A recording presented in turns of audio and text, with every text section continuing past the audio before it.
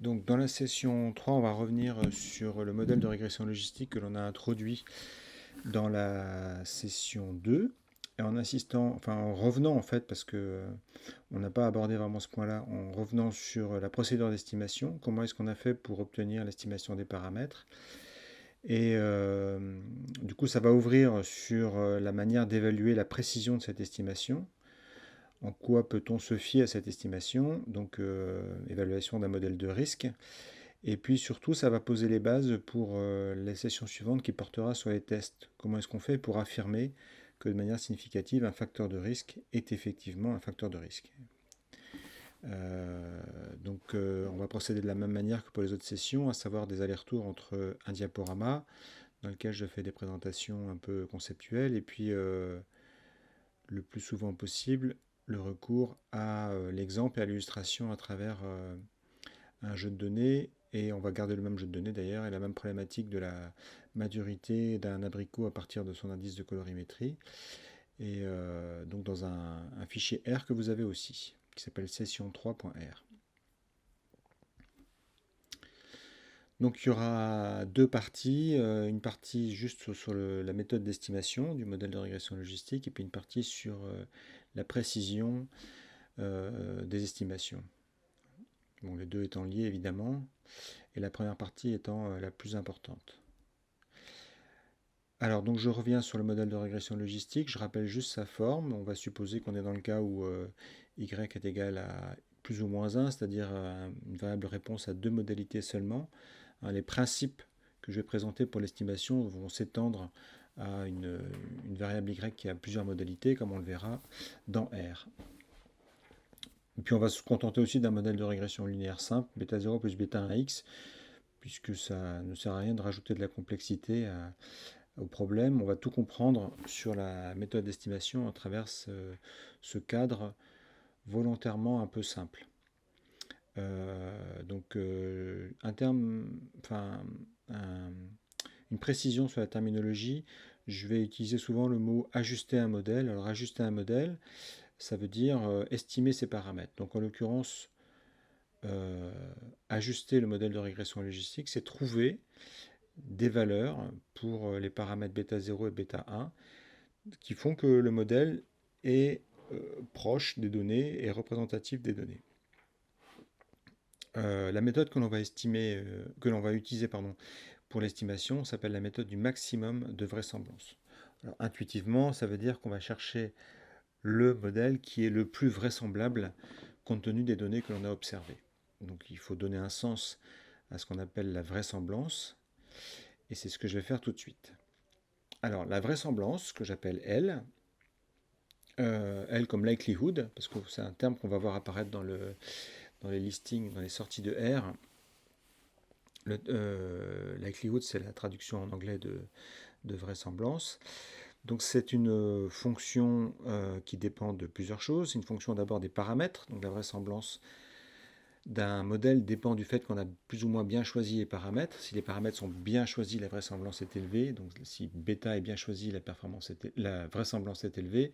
Si bêta est mal choisi, la vraisemblance est faible. Et ça dépend aussi des données à travers x et y. Donc c'est quelque chose qui va mesurer la proximité entre un modèle, mesuré par bêta, et puis des données observées par x et par y. Donc la vraisemblance d'un modèle de régression logistique, c'est la probabilité d'observer les données telles qu'on les a observées, c'est-à-dire les données en y connaissant les données en x, pour les calculer avec les valeurs de bêta. Donc le meilleur modèle sera le modèle le plus vraisemblable, au sens où la probabilité d'observer les données telles qu'on les a observées est la plus grande possible avec les coefficients bêta associés au meilleur modèle. Ça, c'est la définition de la vraisemblance. Alors, pour fixer les idées, y égale y1, yn égale yn, ça pourrait être le premier abricot, il est dans le stade de maturité 2, sachant que son indice de colorimétrie vaut, je ne sais pas, 4. Le deuxième abricot est dans le stade de maturité 1, sachant que son indice de colorimétrie vaut moins 5, etc., etc. Donc on a observé des données, on veut savoir quels sont les coefficients bêta qui correspondent le mieux à ces données à travers cet indice, qui est une vraisemblance et donc une probabilité. Donc une vraisemblance parfaite, ce serait égal à 1, puisque la probabilité avec le modèle correspondrait vraiment aux données. On aurait une probabilité de 1 d'observer les données telles qu'on les a observées avec le modèle qu'on s'est choisi. Alors première chose, le fait que les individus soient indépendants, les abricots, dans l'exemple que l'on a depuis le début pour illustrer cette problématique, le fait que les abricots soient indépendants les uns des autres me permet d'écrire cette probabilité comme un produit de probabilité. Donc c'est le produit de y1 égale y1 sachant x1 égale x1 par le produit de y1 égale y2 pardon, égale y2 sachant x2 égale x2, etc., etc. On va commencer par faire un petit tour dans RStudio pour voir ce que ça veut dire tout ça. Alors, même chose, je redécouvre le script, donc les opérations du début sont un peu les mêmes. Je déclare mon répertoire de travail. Dans ce répertoire de travail, je m'assure qu'il y a bien le fichier maturity.txt, donc j'ai utilisé la fonction dir qui me donne la liste des fichiers dans le répertoire de travail. Donc il faut que vous choisissiez un répertoire de travail ici qui me permet d'avoir dans le même répertoire maturity.txt.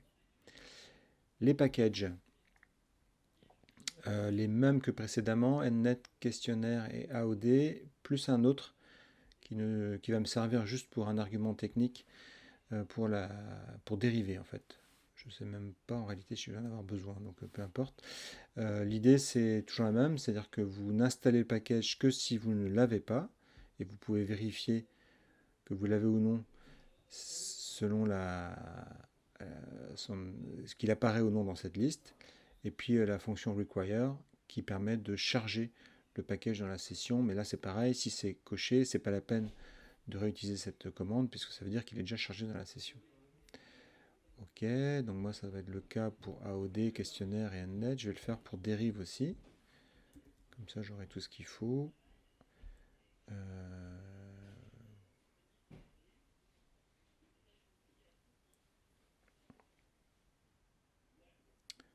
Voilà, donc ça prend un petit peu de temps parce qu'il va aller le télécharger, c'est fait. Et puis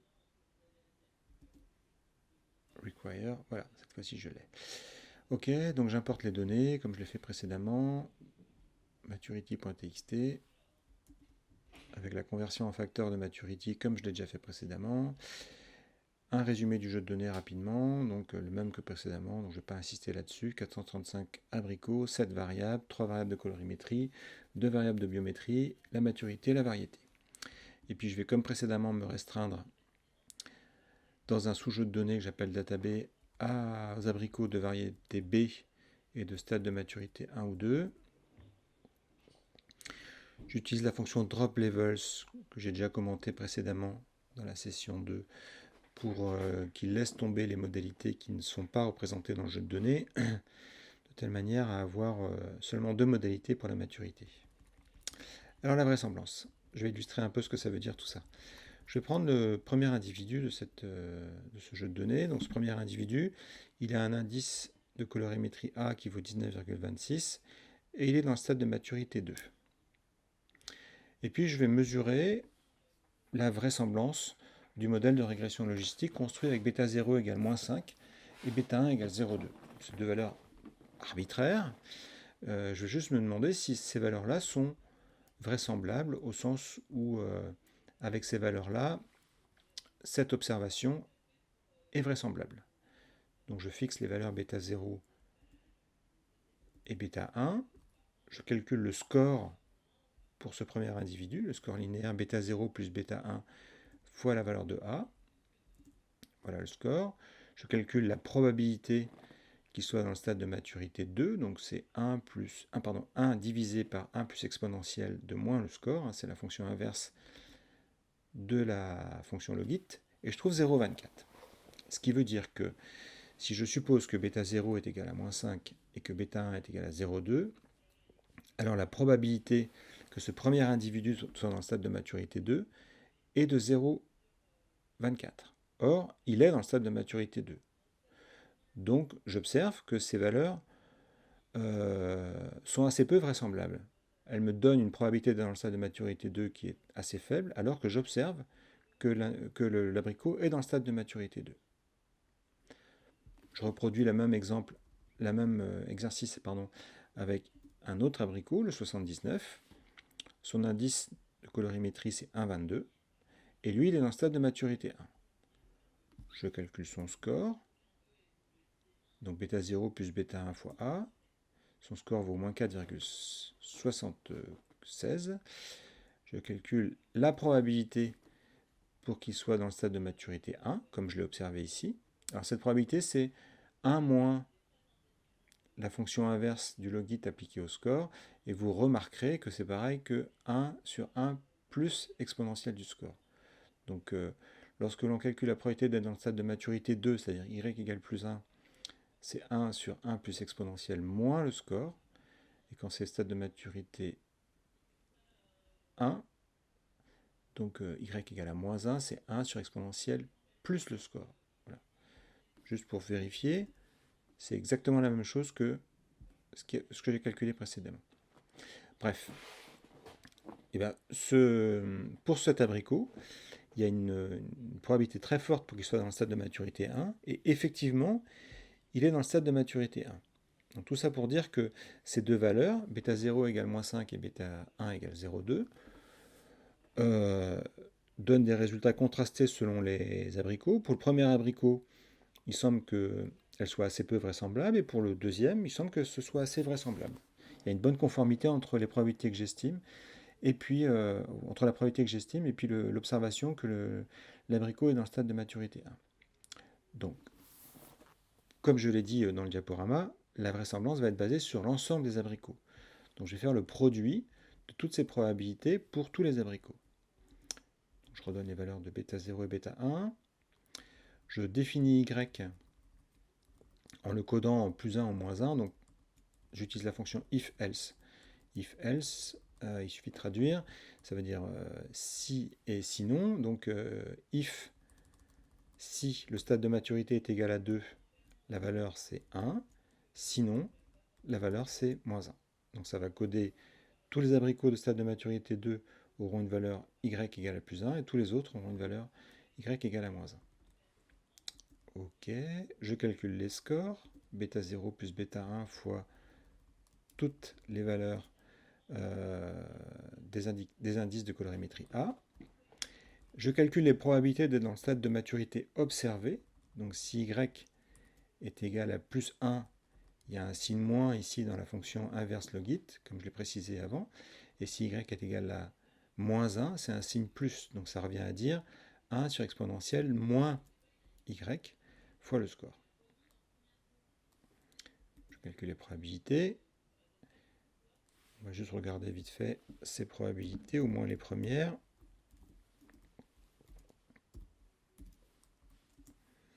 Donc pour chaque abricot du jeu de données, on a une probabilité d'être dans le stade de maturité qui a été observé. Donc je regarde les 5 premières valeurs de y. Le 0,24, c'est la probabilité d'être dans le stade de maturité 1. Le 0,15, c'est la probabilité d'être dans le stade de maturité 1 aussi, etc. Lorsque l'abricot est dans le stade de maturité 2, la probabilité qui apparaît, c'est la probabilité d'être dans le stade de maturité 2. Donc c'est bien, si je reviens un peu sur le diaporama, la probabilité d'être dans le stade de maturité observé, connaissant la valeur de l'indice de colorimétrie observé. Retour à RStudio. La vraisemblance, c'est le produit de ces probabilités. Et donc, voici la vraisemblance. La vraisemblance est toujours assez faible parce qu'on fait des produits de probabilité. Ici, on a 79, dont certaines peuvent être très proches de 0. Et donc, au final, on a une probabilité qui est très très faible. Vous verrez par la suite qu'on travaillera plutôt avec non pas la probabilité, mais le log de la probabilité. Et même, on travaillera avec moins le log de la probabilité et même moins de le log de la probabilité. On appellera la déviance. Alors, le fait de travailler avec le log, c'est justifié ici par le fait qu'on a des valeurs qui sont un peu petites quand on travaille avec la vraisemblance. Donc, le fait de passer au log, je vais le faire ici, ça va nous ramener sur une échelle qui est déjà plus compréhensible. Le fait de mettre le signe moins, ça s'explique aussi de manière intuitive, c'est-à-dire qu'on va raisonner à l'inverse de la vraisemblance, au sens où quand on prendra moins le log de la vraisemblance, plus la valeur sera petite, meilleur sera l'ajustement du modèle. et puis la valeur sera grande, plus mauvais sera l'ajustement du modèle, donc un peu comme une somme des carrés, des écarts résiduels en régression classique. Et le 2, en revanche, je le justifierai par la suite, quand on abordera la question des tests. Donc, cette quantité, au passage, s'appelle la déviance, moins 2 fois le log de la vraisemblance. Ici, la déviance, ici, la déviance vaut 152. Donc, je répète que vraisemblance égale à 1, ça veut dire log de vraisemblance est égal à 0, et donc déviance est égal à 0. Donc, quand on a un ajustement parfait, on doit avoir une déviance égale à 0. Ici, la déviance vaut 152. Il est difficile à ce stade de la commenter, de dire si elle est petite ou si elle est grande, mais ça quantifie la proximité entre ce modèle défini avec bêta 0 égale moins 5 et bêta 1 égale 0,2, et puis les données. Je fais un retour sur le diaporama. Alors, comme on l'a vu, donc on a introduit la déviance du modèle de régression logistique, c'est moins 2 fois le log de la vraisemblance. Alors, la vraisemblance, c'est un produit de probabilité, donc le log de la vraisemblance, c'est une somme des logarithmes de ces probabilités, et ces probabilités, on a vu que c'était 1 sur 1 plus exponentielle moins y fois le score linéaire. Du coup, la déviance, elle a cette forme-là. C'est 2 fois la somme des logs de 1 plus exponentielle moins yi fois bêta 0 plus bêta 1 xi. Voilà. Donc ça permet de calculer pour chaque valeur de bêta 0 et bêta 1 une valeur qui me donne la proximité entre les données xy et puis le modèle construit à partir de bêta 0 et bêta 1. Donc je rappelle que on va faire en sorte que cette valeur-là soit la plus petite possible. Donc il faut qu'on ait les coefficients bêta 0 et bêta 1, c'est-à-dire le modèle, tel que cette valeur-là soit la plus petite possible pour affirmer que le modèle est proche des données.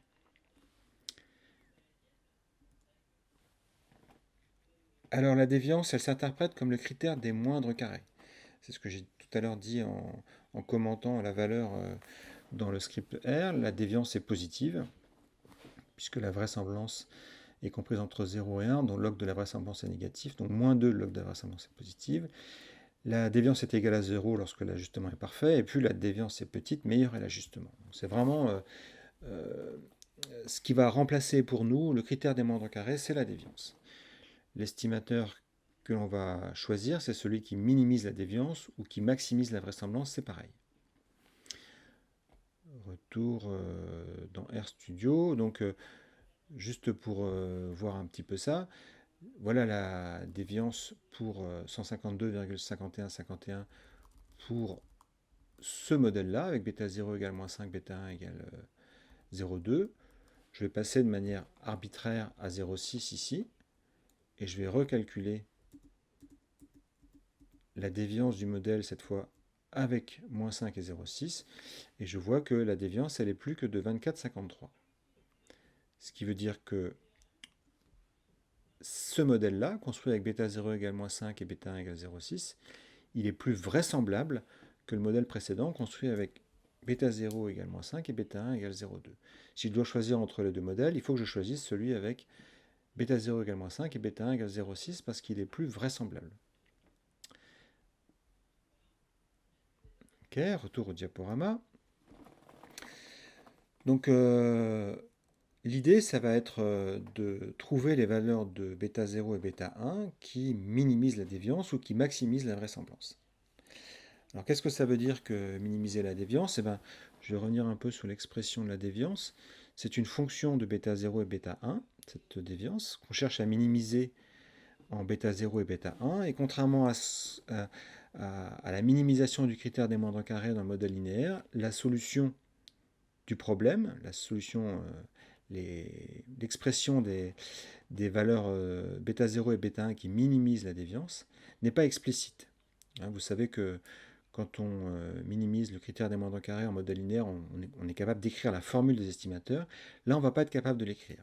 Donc il va falloir trouver un moyen de donner une valeur à ces coefficients, bêta 0 et bêta 1, de telle manière à ce que la déviance soit la plus petite possible, soit minimisée, mais sans pouvoir trouver de valeur explicite aux estimateurs.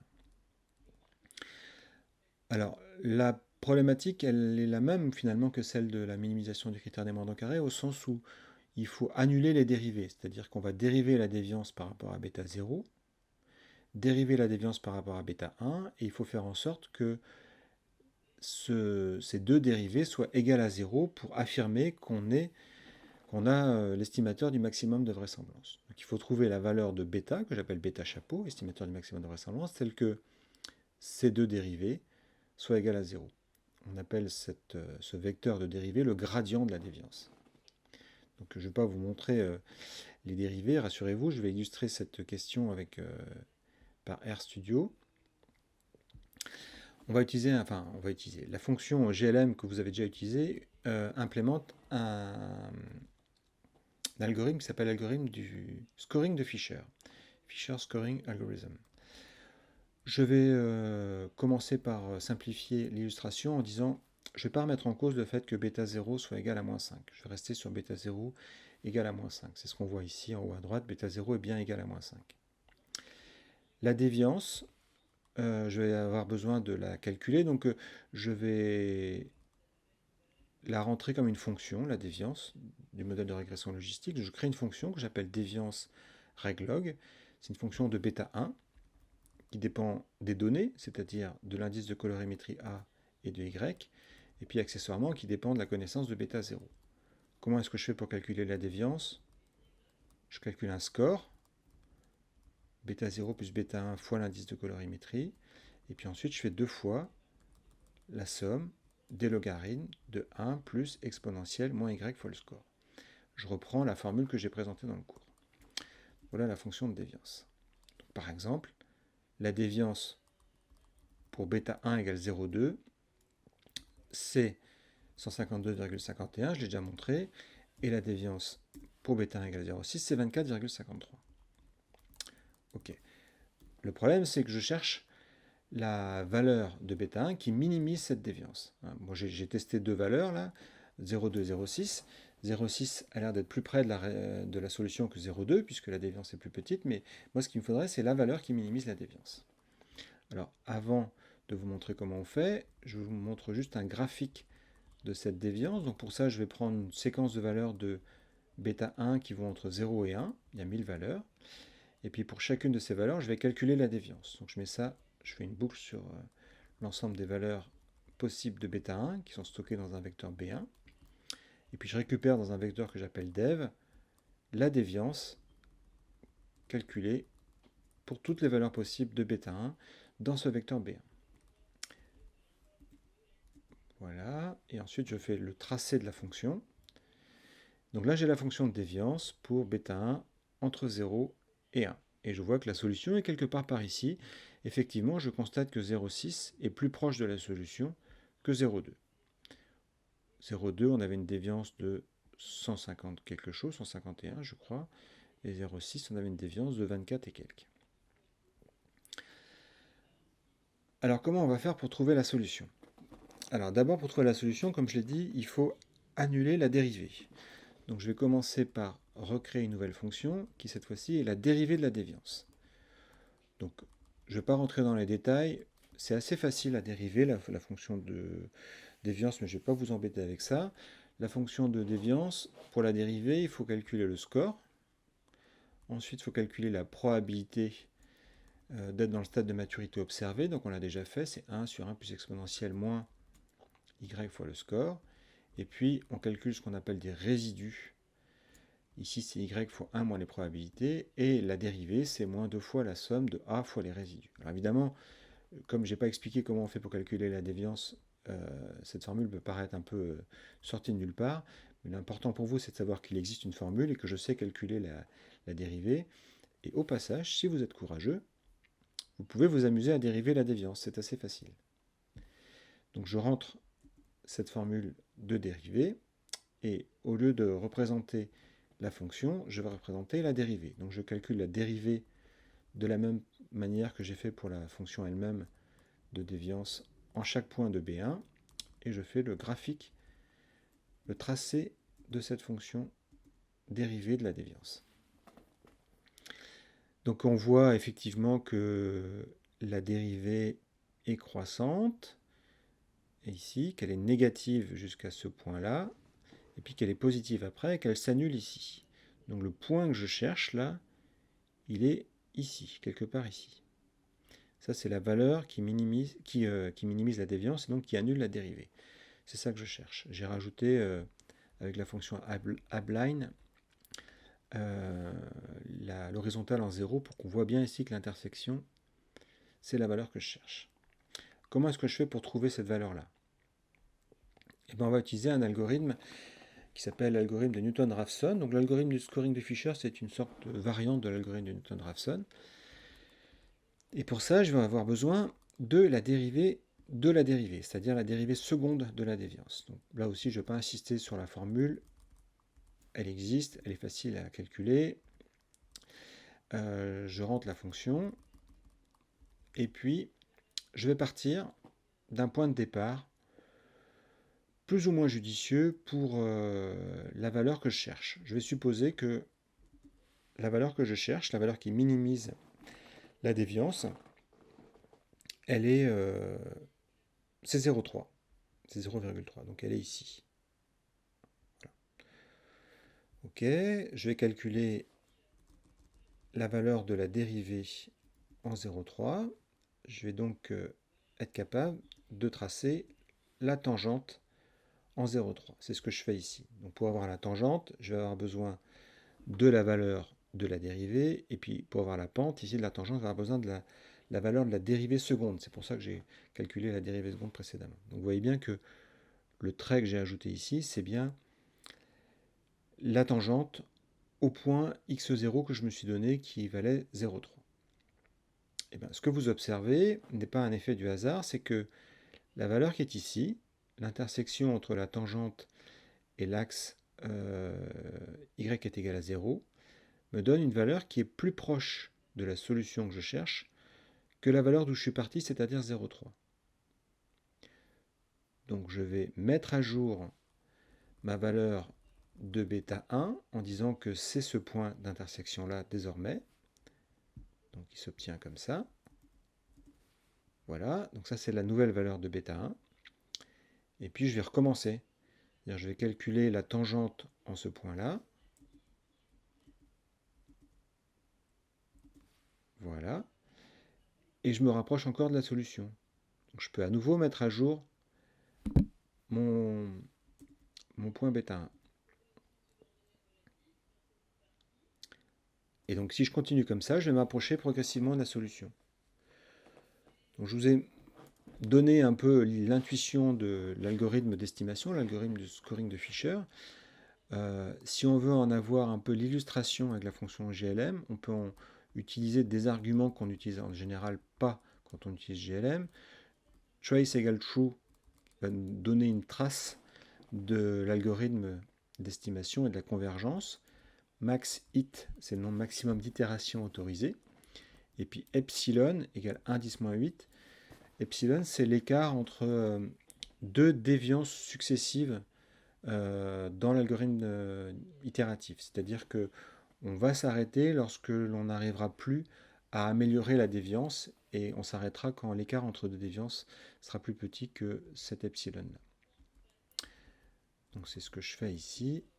Et voilà. Donc ce qui apparaît, c'est la valeur de la déviance lorsque l'on démarre. Et puis petit à petit, elle diminue. Et puis à un moment, elle ne bouge plus. Et lorsqu'on est arrivé à 7 ou 8 itérations, 7 en l'occurrence ici, on a atteint la déviance la plus petite, qui vaut ici 23,92444. Pour avoir les coefficients qui minimisent cette déviance, on utilise la fonction coef et il nous dit que les coefficients qui minimisent la déviance sont pour bêta 0 moins 5,54 et pour bêta 1 0,616.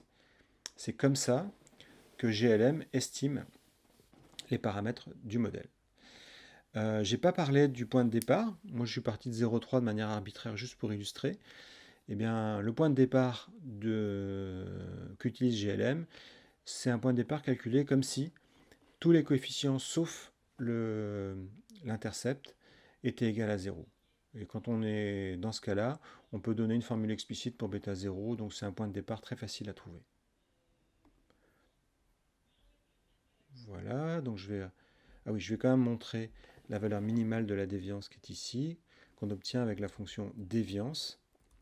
Alors cette valeur minimale de la déviance, on l'appelle la déviance résiduelle, de la même manière que la valeur minimale de la somme du critère des nombres carrés, on l'appelle la somme des carrés des écarts résiduels. Donc 23,9244.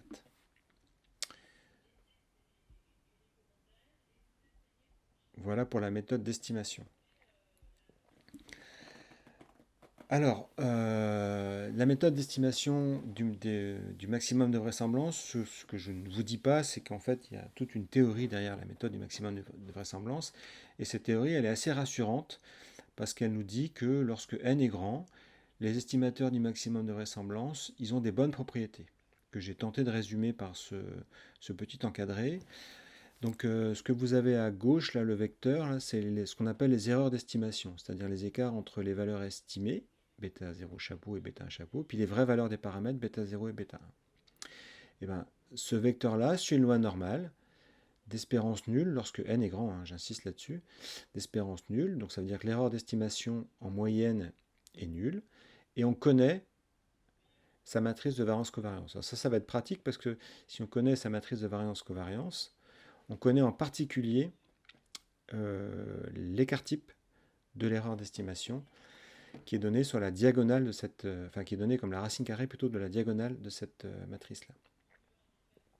Donc là, je donne le détail parce que je veux pas que ça apparaisse vraiment un peu comme un cheveu sur la soupe. Vous retrouvez ici x' x moins 1, presque. Donc pour ceux qui se rappellent du modèle linéaire, x' x moins 1, c'est la matrice de variance-covariance, enfin, au sigma carré près, c'est la matrice de variance-covariance des coefficients du modèle de régression linéaire lorsque y est quantitatif. Donc ça ressemble. La matrice X, c'est ce qu'on appelle la matrice de design du modèle. C'est la matrice avec des 1 dans la première colonne et puis ici les valeurs de X. Et puis il y a une petite variante par rapport à un modèle linéaire classique, c'est qu'il y a une matrice V qui vient s'intercaler ici, qui est une matrice de variance qui va pondérer les individus par le V ici, en fait, c'est la variance des résidus. Pi de xi, 1 moins pi de xi. Alors, les résidus, c'est ceux dont j'ai parlé quand je présentais la dérivée de la déviance. Je vais revenir un petit peu là-dessus. Les résidus, c'est ceux que j'ai présentés lorsque j'ai présenté la dérivée de la déviance, là, mais sur lesquels je ne vais pas insister trop longtemps. Voilà, c'est y multiplié par 1 moins les probabilités. Voilà, c'est ça qu'on appelle les résidus dans le cadre du modèle de régression logistique, mais je ne vais pas insister là-dessus. Voilà, donc, alors évidemment, la formule en soi, il ne faut pas la retenir, ça n'a pas d'intérêt, mais ça vous montre que les estimateurs ont de bonnes propriétés au sens où ils sont sans biais, l'erreur d'estimation et d'espérance nulle, et on sait calculer leur écart type. Ça permet d'avoir des approches de test sur les coefficients. Donc, je vais vous en présenter un test. Et puis, ça permet aussi de construire des intervalles de confiance sur les coefficients. Je vais commencer par le test. Alors, le test que je vous présente ici s'appelle le test de Wald. Il ressemble vraiment trait pour trait au test de Student. C'est-à-dire que l'idée, c'est que pour tester un coefficient est égal à 0, on divise l'estimateur du coefficient par l'écart type de cet estimateur. L'écart type étant déduit de cette formule-là.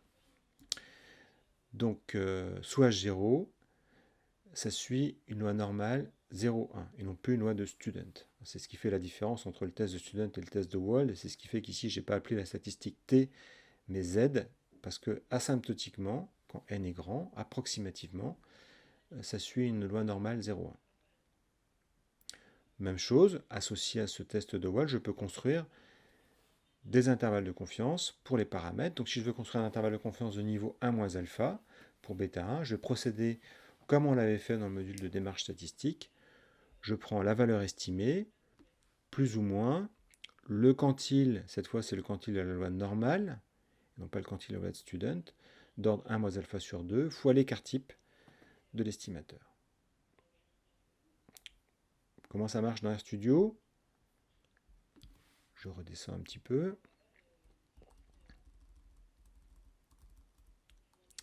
Les tests de Wold sont donnés directement avec le summary euh,